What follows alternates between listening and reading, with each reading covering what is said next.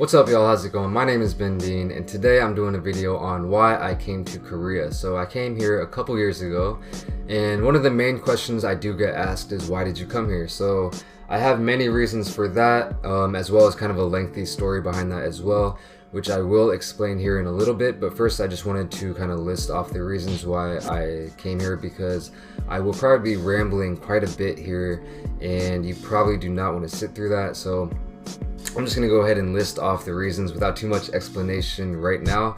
So first, I am Korean American, and I just kind of wanted to connect with and experience the Korean side to me. The second thing is I'm adopted, so I do have Korean family here in Korea that I've never met, and I do want to meet them someday. The third thing is I wanted to learn the language as well, and I figured the best place to learn Korean would be Korea. And finally, there is a girl involved in the story as well, which if you want to, figure out why or what happened, then you can continue listening to me tell my story a little bit. So yeah, like I said, I'll probably be rambling on and talking a lot. If you get annoyed at any point, just, feel free to stop watching. I really don't mind. I'd actually prefer that.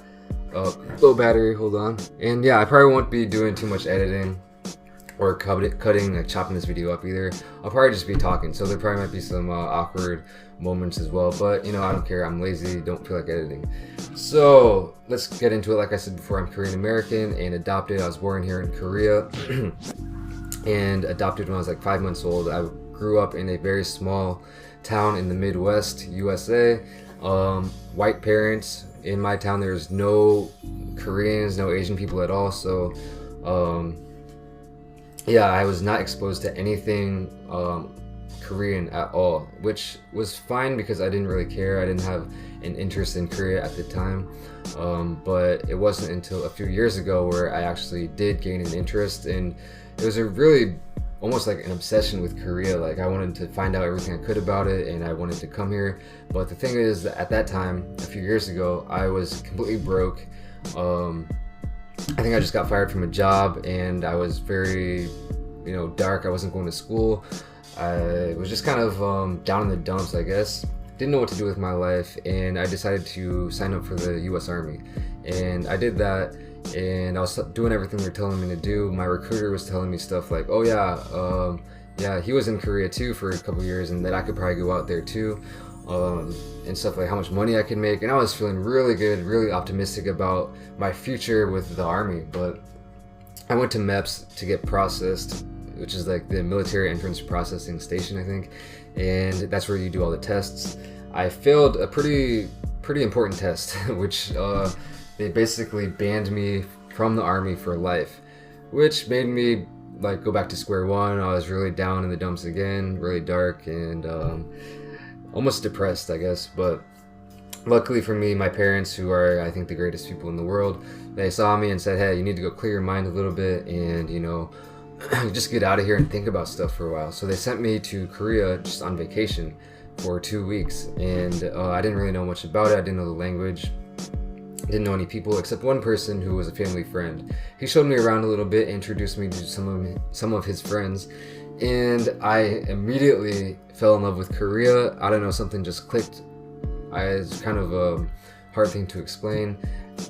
On top of that, I also met a Korean girl who we also instantly clicked, and that was it for me. I was like, well, after I return to America, I'm gonna do whatever I can to come back to Korea. So that's what I did. I went back, worked for a little bit, saved up some money, and without any kind of plan, I just said, all right, well, I'm gonna move to Korea, and I'm gonna just survive any way I can. That's what I did. I went to meet that girl.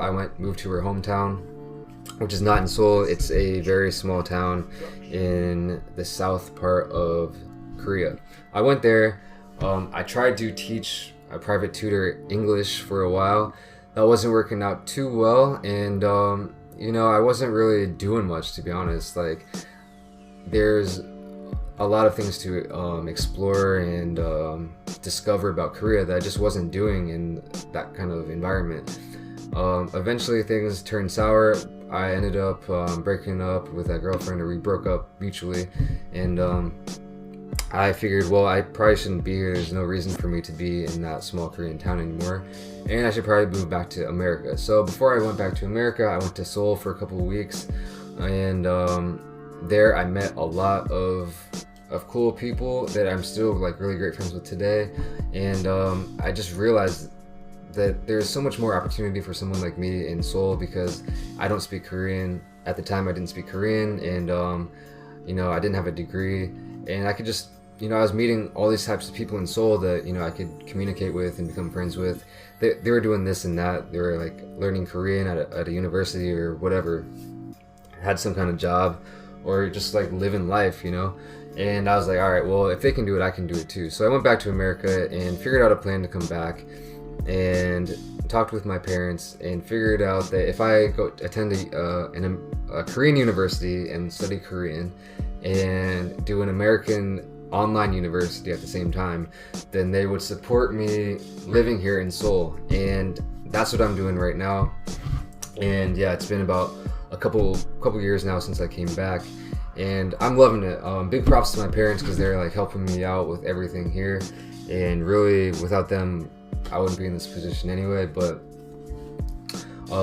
yeah, that's pretty much why I came to Korea, and the reasons why I want to continue living in Korea, why I like Korea. Maybe I'll explain that in a different video. The thing about like adoption too, I plan on making a video on that sometime in the future. But yeah, those are the reasons why I came to Korea. If you like this kind of video where I'm just kind of talking, I'm probably just like talking like 100 miles per minute too, I'm not sure. But yeah, if you do like this kind of video or don't mind it, let me know. Hit that like button. If you don't like it for any reason, hit that dislike button or leave like some comments telling me why, because I want to know as well. And if you want to see me just like eating some food, then just let me know that too. So again, I hope you learned something, and if you want to ask me any kind of question about Korea at all, just leave it, or about me, or about anything at all really, just leave it in the comments below, and I'll guarantee you that I will answer you. And yeah, so that's it for now.